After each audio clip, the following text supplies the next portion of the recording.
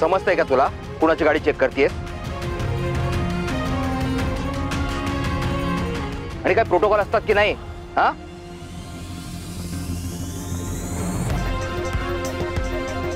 आणि कुठल्या सिनियर अधिकाऱ्याला विचारावंसं वाटलं नाही तुला? स्टॉप इट नाव.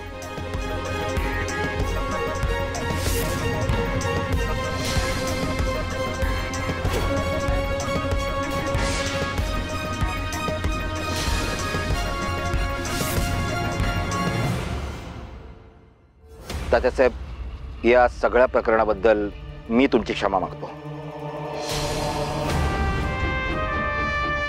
अहो जाऊ द्या जाधव साहेब, होत असतं, त्यांचं कर्तव्य पार पाडतात ते,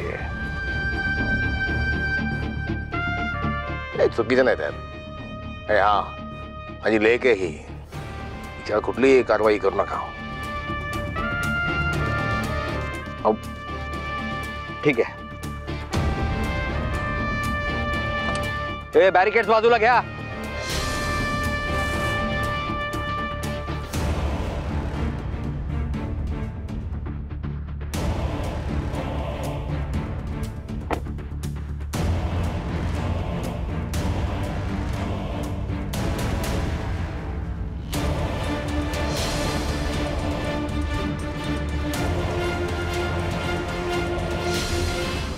हे बघ, मला इथे सीन क्रिएट करायचं नाहीये.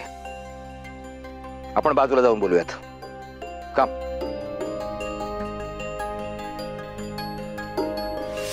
मी आहे सिस्टम, या सगळ्या सिस्टमचा तू एक छोटासा भाग आहे. त्यामुळे तुला सांगतो, नीट राहा, जपून राहा.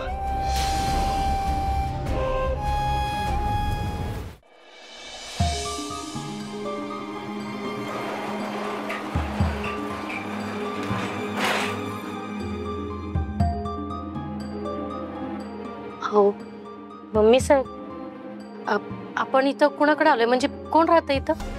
इथं राहत नाही कोणी, पण राहायला येणार आहेत. म्हणजे हे बघा सुनंदाताई, सत्यान मंजिरीच्या बाबतीत मी लई चुकीची वागली. तुमच्या सोन्यासारख्या पुरीचं मी हाल केलं, तिच्या जीवावर उठले, तिला घराबाहेर काढलं, आणि जेव्हा ती घरात नाही ना तेव्हा मला तिची किंमत कळली. आता मला माझी चूक सुधारायची. मला मंजिरीला आणि सत्याला सुखानं संसार करताना बघायचंय. मंजिरी सत्या ज्या अवस्थेत आहेत ना, ती मला बघवत नाही बघा.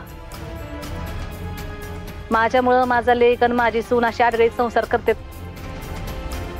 असं दिसल्यावर मी स्वतःला आयुष्यभर कधीच माफ करू शकणार नाही. म्हणून मी त्या दोघांसाठी ही घरी विकत घेते.